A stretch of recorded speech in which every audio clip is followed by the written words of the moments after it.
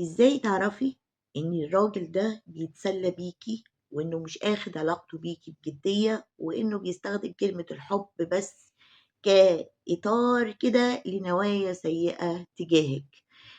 مجرد شوفي انك دخلتي اصلا الفيديو ده علشان تسمعي ايه هي العلامات اللي بتدل ان هو بيتسلى بيكي وانه مش اخدك بجدية، ده معناه انك اصلا حاسة بكده. وانتي بتحسي الاحساس ده مش بيجي من فراغ، في حاجة اسمها طاقة القلب. ايه هي طاقة القلب؟ الطاقة دي مش بتكذب، طاقة القلب مش بتكذب، بتقرا. ليه بقى؟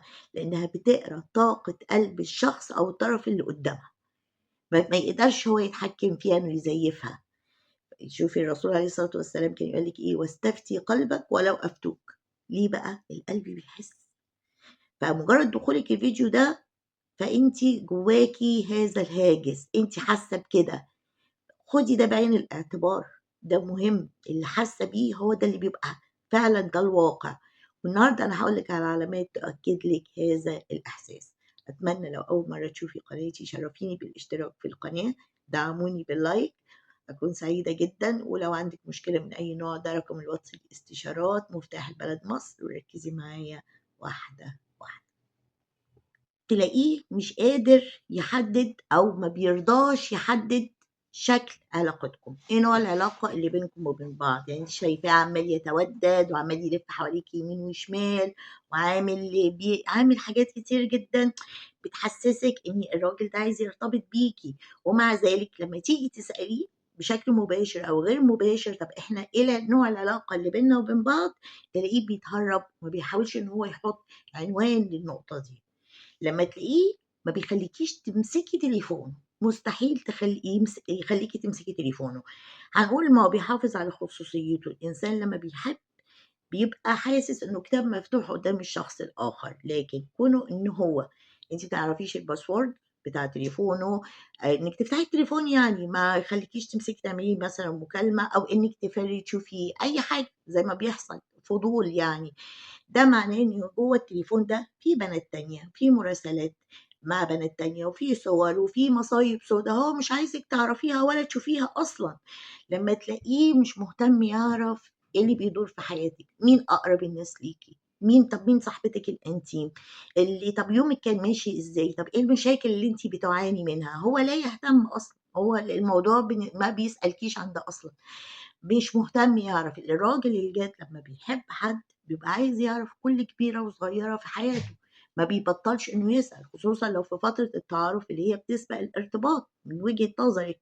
لكن هو ممكن يكون بيستغل هذه الفترة فقط إن هو يتسلى بيكِ، فما عندهوش الاهتمام بده. مش كده وبس، تلاقيه أصلًا ما بيهتمش إن هو يتواصل معاكِ، إنه مثلًا يبعت لِك رسالة بشكل يومي أو يتصل بيكِ، يسألِك يومِك كان ماشي إزاي، إيه اللي حصل معاكِ النهارده، طب في مشاكل، في أمور حلوة، في أمور وحشة. ما بيتصلش بيكِ إلا لو هو عايز يخرج، عايز يخرج معاكِ، عايز يشوفِك، بس تلاقيه في الحالة دي اتصل بيكِ.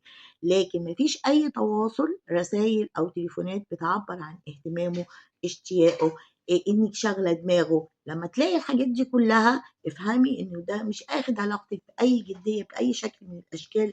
أنتِ بتلاقيه كمان ما بيحاولش أصلًا يسألِك عن عيلتِك أصلًا ولا على أسرتِك ولا يحاول إن هو يتعرّف عليهم.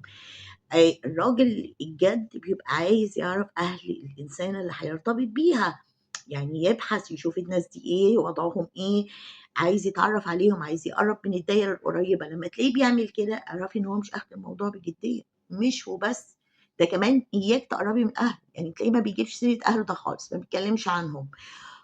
ويهِد الدنيا لو عرف مثلًا إنِّك حاولتِ تراسلي أخته، تمام، يغضب جدًا، أو إنِّك بتحاولي تتعرّفي على أي حد من أهله.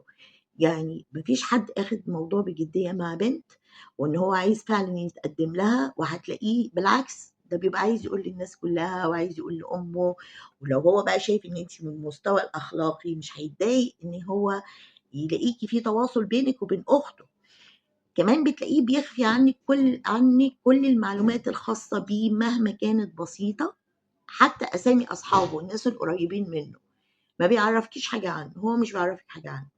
مش عشان هو بقى راجل غامض وتقيل وكده، لأ هو مش عايز أي لينك ما تبقيش عارفة فيه، ما تعرفيش توصلي له من خلال أي حد، فمش هيعرفك مين القريب مني، مين اللي ممكن يتكلم معايا.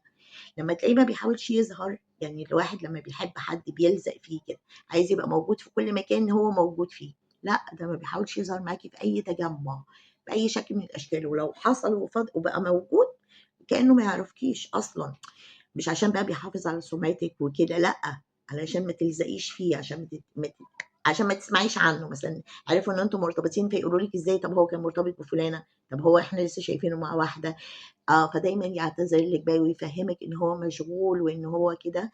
لو وصلتِ معايا لحد هنا اعملي لايك وهنكمّل الفيديو. وفي كام حركة كده بتبيّن أوي إن هو بيتسلّى، إن هو إيه، من أول ما خلاص ما بقى لكمش كام يوم بتعرفوا بعض تلاقيكِ سمعتِ كلمة أنا باحبِك، يعني من غير أي مناسبة كده، فاعرفي على طول ده عيّل لهبي وصياد بنات، موضوع الحب ده مدخل بقى علشان يعرف يصطاد، لأ ومن أول مرّة يشوفِك فيها يقول لِك طب هاتي رقم تليفونِك.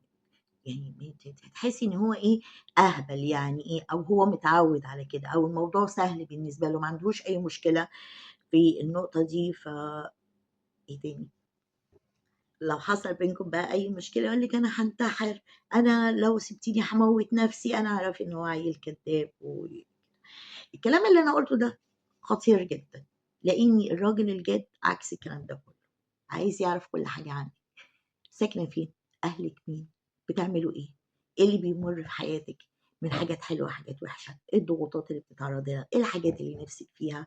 وأمور كتير جدًا تبيّن جدية الراجل، لكن الراجل اللي آخِد الموضوع كده بيبان، بيبان، ما تقعديش أنتِ بقى عشان أنا عارفة دماغ البنات عشان كنت بنت برضه، تقعدي تحطّي مُبررات، ما هو عمل كذا عشان كذا، طَب هو عمل كذا عشان كذا، لأ حبيبتي. خليكِ صادقة مع نفسِك ومع إحساسِك واسمعي كلام الأكبر منِّك، وما تبقيش علاقة مجانية عابرة في حياة حد، وإن أي حد يقول لِك أنا هاخطبِك ولا هاتجوزِك ولا أنا باحبِك، يعرف يصطادِك، لأ، أنتِ أغلى قيمة، بيتكم بابه قد كده، اللي عايزِك ييجي يخبط عليه، تمام، وما تلتمسيش الأعذار لأي راجل يحاول يماطل أو يلف ويدور أو يسوف. أتمنى لو الفيديو أفادِك، علّمِك حاجة، دعميني باللايك، اشتركي في القناة، رقم الواتس للاستشارات لو عندِك أي مشكلة، مفتاح البلد مصر. السلام عليكم.